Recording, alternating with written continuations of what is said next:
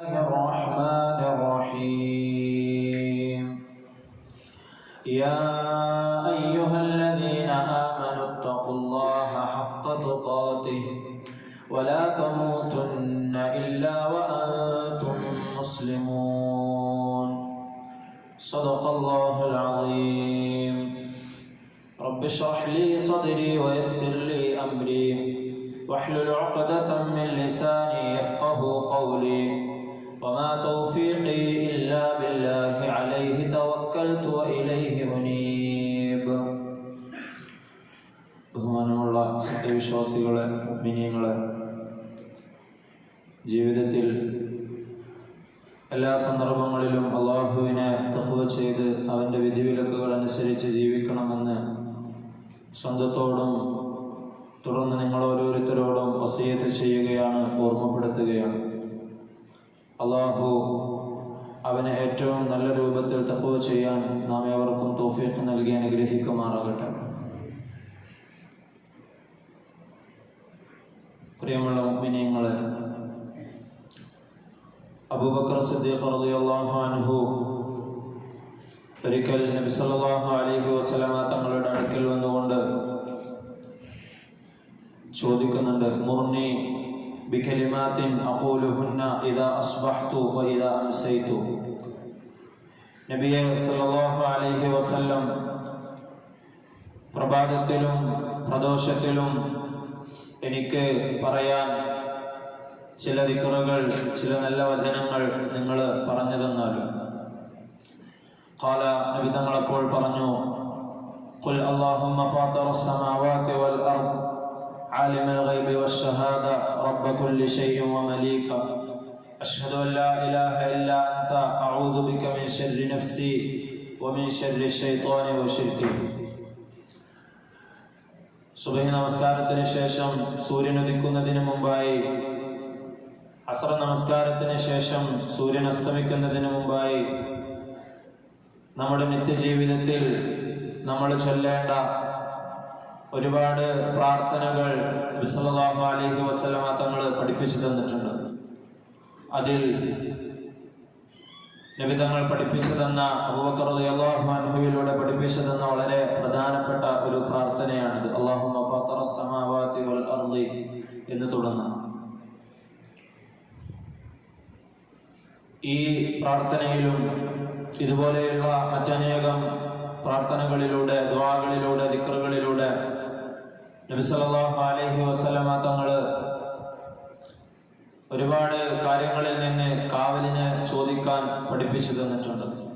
അള്ളാഹുവിനോട് അവൻ്റെ റഹ്മത്തിനെയും അവൻ്റെ മറ്റനുഗ്രഹങ്ങളെയും നമ്മൾ ചോദിക്കുന്നത് പോലെ ഫിത്നകളിൽ നിന്നും മുസീബത്തുകളിൽ നിന്നും അള്ളാഹുവിനോട് കാവലിനെ ചോദിക്കാൻ നബി സല്ലല്ലാഹു അലൈഹി വസല്ലമ തങ്ങൾ പഠിപ്പിച്ചു തന്നിട്ടുണ്ട്. ഈ ദുആയിലും 2-3 കാര്യങ്ങളിൽ നിന്ന് നബി തങ്ങൾ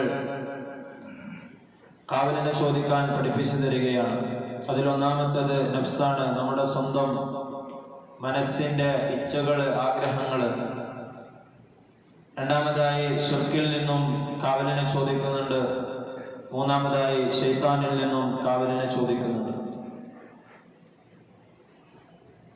കഴിഞ്ഞ ആഴ്ച മനുഷ്യൻ ബലഹീനനാണെന്നും അതുപോലെ തന്നെ മനുഷ്യനെ എപ്പോഴും ഹിദായത്തിന്റെ വഴിയിൽ പ്രതിസന്ധി തീർക്കുന്ന, തടസ്സം സൃഷ്ടിക്കുന്ന ശൈത്താൻ, അവന്റെ കുതന്ത്രങ്ങളും ബലഹീനമാണെന്നും അല്ലാഹു ഖുർആനിൽ പറഞ്ഞിട്ടുണ്ട് എന്ന് നമ്മൾ പരിചയപ്പെടുകയുണ്ടായി. ബലഹീനമായ 2 വസ്തുക്കൾ തമ്മിലുള്ള സംഘട്ടനത്തിൽ അള്ളാഹുവിന്റെ സഹായം ലഭിക്കുന്ന മനുഷ്യർക്കായിരിക്കും വിജയമെന്നും നമ്മൾ പറഞ്ഞു. നബി സല്ലല്ലാഹു അലൈഹി വസല്ലമ തങ്ങൾ ശൈത്താനിൽ നിന്നും കാവലിനെ ചോദിക്കുന്ന ഒരുപാട് ദിക്റുകളും ദുആകളും നമുക്ക് പഠിപ്പിച്ചു തന്നിട്ടുണ്ട്. അവയെല്ലാം നമ്മുടെ നിത്യജീവിതത്തിൽ നമ്മൾ പഠിച്ച് പ്രാവർത്തികമാക്കേണ്ടവയാണ്. പരിശുദ്ധമായ ഖുർആൻ അത് ഹിദായത്തിന്റെ ഗ്രന്ഥമാണ്. അതുപോലും ആരംഭിക്കുന്ന സമയത്ത് ശൈത്താനിൽ നിന്ന്, അവൻ നമ്മുടെ ഹൃദയത്തിൽ വസ്വാസ് ഉണ്ടാക്കുന്നതിൽ നിന്നെല്ലാം കാവലിനെ ചോദിച്ചുകൊണ്ടാണ് നമ്മൾ ഖുർആൻ പാരായണം പോലും ആരംഭിക്കേണ്ടത്. അല്ലാഹു സുബ്ഹാനഹു വ തആല പരിശുദ്ധമായ ഖുർആനിലൂടെ ശൈത്താന്റെ ചില പ്രതിജ്ഞകൾ, ചില ശപഥങ്ങൾ നമുക്ക് പഠിപ്പിച്ചു തരുന്നുണ്ട്. വലഉദല്ലന്നഹും വലഉമന്നിയന്നഹും വലആമുറന്നഹും ഫലയുബത്തികുന്ന ആദാനൽ അൻആമി വലആമുറന്നഹും ഫലയുഗയ്യിറുന്ന ഖൽഖല്ലാഹ് വമൻ യത്തഖിദി ശൈത്വാന വലിയ്യൻ മിൻ ദൂനില്ലാഹി ഫഖദ് ഖസറ ഖുസ്റാനൻ മുബീന. രണ്ട് മൂന്ന് കാര്യങ്ങൾ ശൈത്താൻ ശപഥം ചെയ്ത് അല്ലെങ്കിൽ പ്രതിജ്ഞ എടുത്ത് പറയുകയാണ് അള്ളാഹുവിനോട്.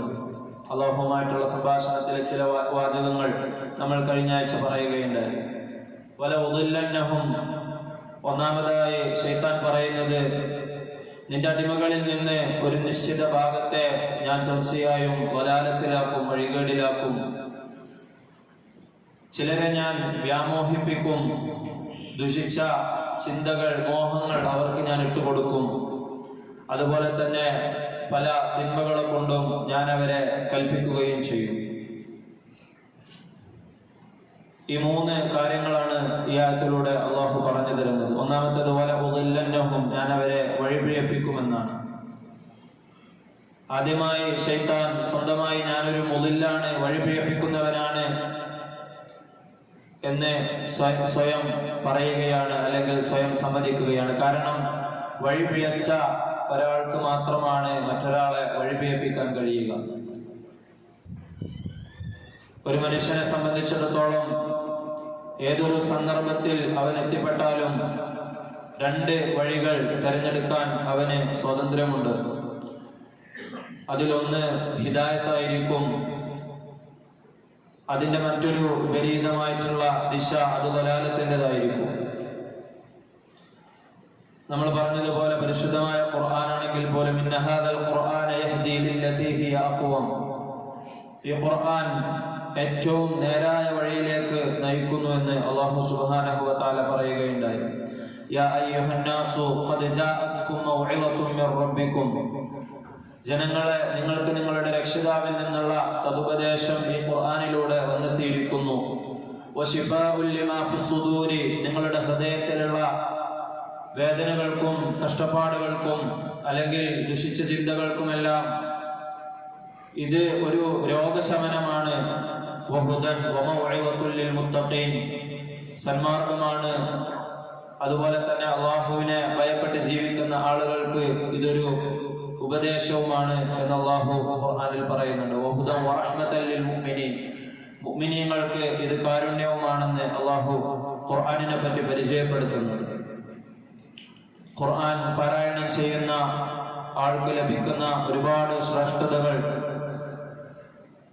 നബി സല്ലല്ലാഹു അലൈഹി വസല്ലമ തങ്ങൾ നമുക്ക് പഠിപ്പിച്ചു തന്നിട്ടുണ്ട്. ഉസൈദ് ഇബ്നു ഹുദൈർ റളിയല്ലാഹു അൻഹു, അദ്ദേഹത്തിന്റെ ചരിത്രം വളരെയധികം പ്രസിദ്ധമാണ്. അദ്ദേഹം ഒരിക്കൽ തന്റെ വീട്ടിൽ രാത്രികാലത്ത് ഖുർആൻ പാരായണം ചെയ്തുകൊണ്ടിരിക്കുമ്പോൾ അദ്ദേഹത്തിന്റെ കാലിത്തൊഴുത്തിന് അടുത്തായിട്ട് ഒട്ടകങ്ങളെയും കുതിരകളെയും ഒക്കെ കെട്ടിയിടുന്ന കാലിത്തൊഴുത്തിനടുത്തായിട്ടായിരുന്നു അദ്ദേഹം ഇരുന്നിരുന്നത്. അവിടെ ഇരുന്ന് അദ്ദേഹം ഖുർആൻ പാരായണം ചെയ്യുകയായിരുന്നു. ആ സമയത്ത് അദ്ദേഹത്തിന്റെ തൊഴുത്തിലുണ്ടായിരുന്ന കുതിര വല്ലാതെ വെപ്രാളം കാണിക്കുകയും വിറളി പിടിക്കുകയും ചെയ്തു. അദ്ദേഹം ഖുർആനിന്റെ പാരായണം തുടർന്നു. ഖുർആൻ ഓതുന്നതിനനുസരിച്ച് ഈ കുതിര വിറളി പിടിച്ചുകൊണ്ടേയിരുന്നു. ഇമാം ബുഖാരിയും മുസ്ലിമും എല്ലാം ഉദ്ധരിക്കുന്ന ദീർഘമായ ഹദീസാണ്. അങ്ങനെ അദ്ദേഹത്തിന്റെ മകനായ യഹ്യ റളിയല്ലാഹു അൻഹുവിനെ അതിനടുത്ത് അദ്ദേഹത്തിനെ ശ്രദ്ധിക്കാൻ വേണ്ടി ആ കുട്ടിയെ അടുത്ത് കിടത്തിയിട്ടുണ്ടായിരുന്നു.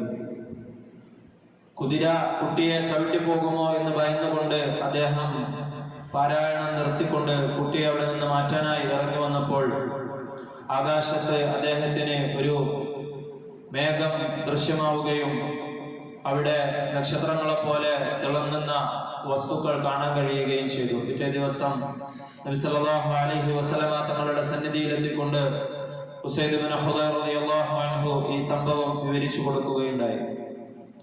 നബി തങ്ങൾ പറഞ്ഞു, തിൽക്കൽ മലായിക, അത് മലക്കുകളുടെ ഒരു കൂട്ടമായിരുന്നു. കാനത് തസ്തമിഉ ലക, മലക്കുകൾ നിന്റെ ഖുർആനിന്റെ പാരായണം ശ്രദ്ധിച്ചു കേൾക്കുകയായിരുന്നു. ലോ ഖറഅത ലഅസ്ബഹത് യറാഹ الناس ما تستمر منهم ما تستتر منهم. നീ നിന്റെ ഖുർആനിന്റെ പാരായണം അത് നിർത്താതെ തുടർന്നുകൊണ്ടിരുന്നെങ്കിൽ ആ മലക്കുകൾ ആ പാരായണം കേട്ടുകൊണ്ട് അവിടെ നിൽക്കുകയും നീ കണ്ടതുപോലെയുള്ള കാഴ്ച പ്രഭാതത്തിൽ ആളുകൾ പുറത്തേക്ക് വരുമ്പോൾ അവരുടെ ആവശ്യത്തിനായി നമസ്കാരത്തിന് വേണ്ടി എന്തിനെങ്കിലും അവർ പുറത്തേക്ക് വരുമ്പോൾ അവർക്കും കാണുവാൻ സാധിക്കുമായിരുന്നു.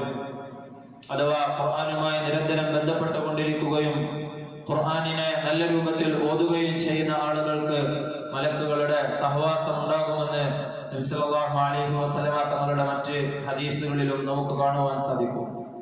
ഇങ്ങനെ ഒട്ടനവധി പ്രയോജനങ്ങളുള്ള വലിയൊരു അമലാണ് പരിശുദ്ധമായ ഖുർആനിന്റെ പാരായണം.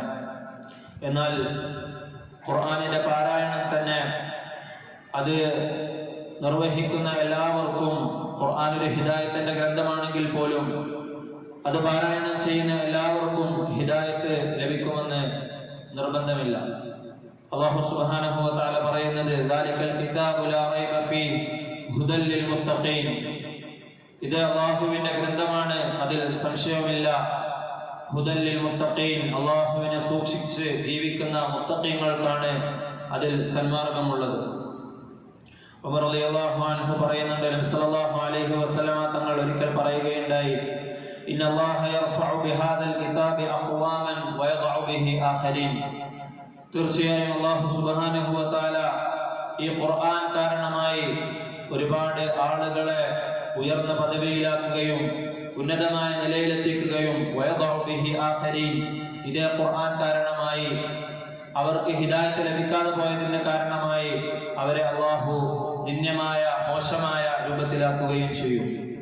അതുകൊണ്ട് തന്നെയാണ് അല്ലാഹു സുബ്ഹാനഹു വ തആല പരിശുദ്ധമായ ഖുർആനിലൂടെ തന്നെ ഖുർആൻ ഹിദായത്തിന്റെ ഗ്രന്ഥം പോലും പാരായണം ചെയ്യുമ്പോൾ ഏത് സമയത്തായാലും ശൈത്താനിന്റെ ദുഷിച്ച ചിന്തകൾ അല്ലെങ്കിൽ വലാലത്തിലാക്കുന്ന ചിന്തകൾ ശൈത്താൻ നിങ്ങൾക്ക് ഇട്ടുതരും.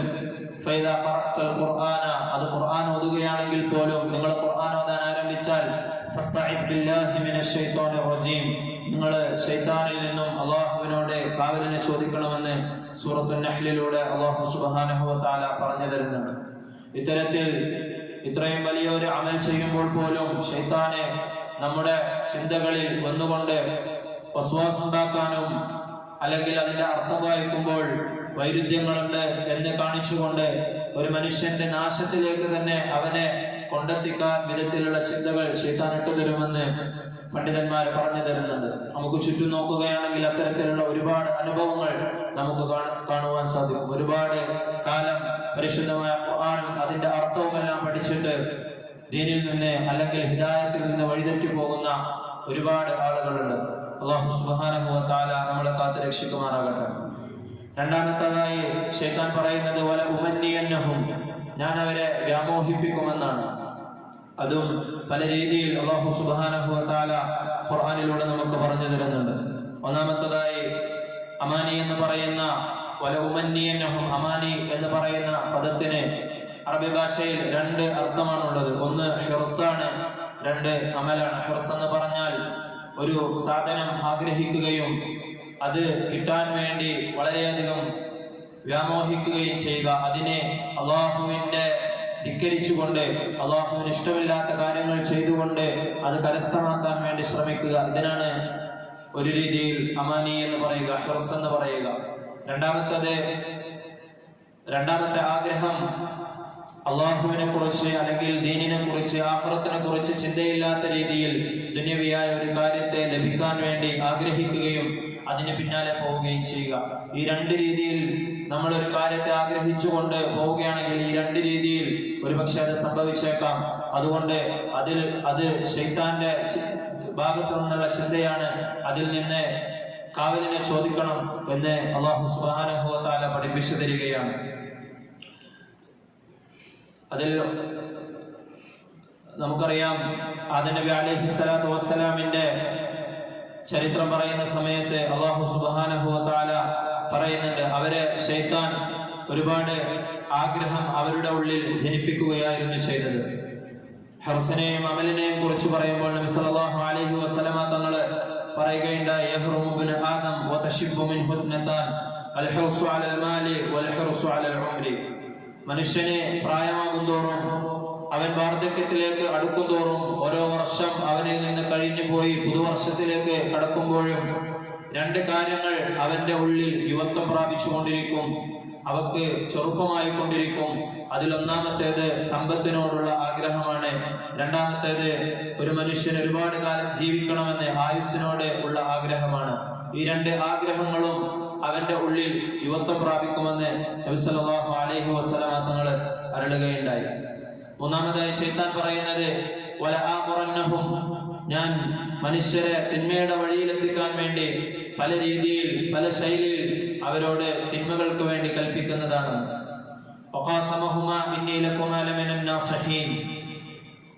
ആദം ഹവ്വ അലൈഹിസ്സലാമയോട് ശൈത്താൻ പറയുന്നത്, അള്ളാഹു പറയുകയാണ്, അവരോട് സത്യം ചെയ്തുകൊണ്ട് ആണയിട്ടുകൊണ്ട് ശൈത്താൻ പറയുകയാണ്, തീർച്ചയായും ഞാൻ നിങ്ങൾക്ക് ഗുണം കാക്ഷിക്കുന്നവനാണ്, നിങ്ങളുടെ നല്ലതിനു വേണ്ടിയാണ് ഞാൻ പറയുന്നത്. ഇങ്ങനെയുള്ള ചിന്തകൾ നമ്മുടെ മനസ്സിലും ഒരുപക്ഷെ തോന്നിയേക്കാം. അത് ശൈത്താന്റെ ഭാഗത്തു നിന്നുള്ളതാണെന്ന് മനസ്സിലാക്കി അതിൽ നിന്നും മാറി നിൽക്കൽ നമുക്ക് സാധിക്കേണ്ടതാണ്.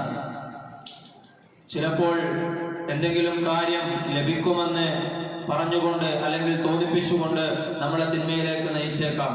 وقال ما نهاكما ربكما عن هذه الشجرة إلا أن تكونا ملكين أو تكونا من الخالدين.